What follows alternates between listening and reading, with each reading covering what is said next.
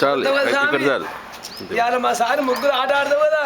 మా సారి పెద్దవాళ్ళు చల్లగా ఉండి, సారి కితాబు చల్లగా ఉండి, వాళ్ళ కొడుకులు చల్లగా ఉండంగా, అమ్మగారి బిడ్డలు చల్లగా ఉండంగా, అమ్మగారి పెత్తనం చల్లగా ఉండంగా, నువ్వు ఈ బస్తీలో పుట్టిన నాయన ఈ పంతులమ్మ వండించింది నిన్ను, నువ్వు 1116 పెట్టి పంతులమ్మ నిన్ను వండించింది. చిన్న నాగప్పుడు ఇచ్చిందమ్మ ఇది పంతులమ్మని ఇచ్చింది. పొగుడుతావయ్యా నువ్వు.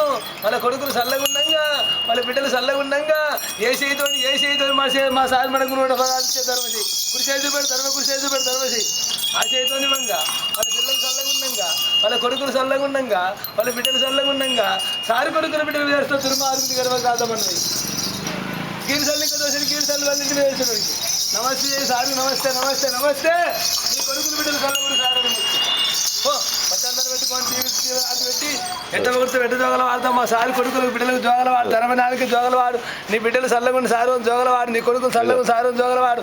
అనుకోబో సారి చేయితో మాట నోట కురవా. మా త్వరలో ఎక్కడ మీకు ఎన్ని సంపాయాలు ఎన్ని కలిసి పెడితే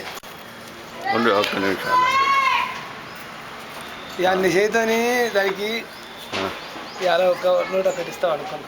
పెద్ద సారు ఇవాళ తను కూడా ఇచ్చింది కదా, నువ్వు ఇచ్చిన భజన కలిసి సార్ వచ్చినప్పుడు అలా అమ్మ సంపూర్ణం బట్టలు ఇస్తుంది. కానీ నువ్వు ఇచ్చిన భజన పెట్టి ఒక గంట కూడా దాన్ని పెడతారు సార్. గంట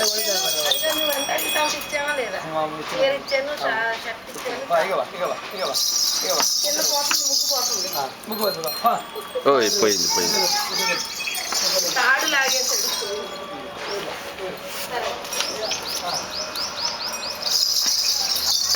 Ha ha ha.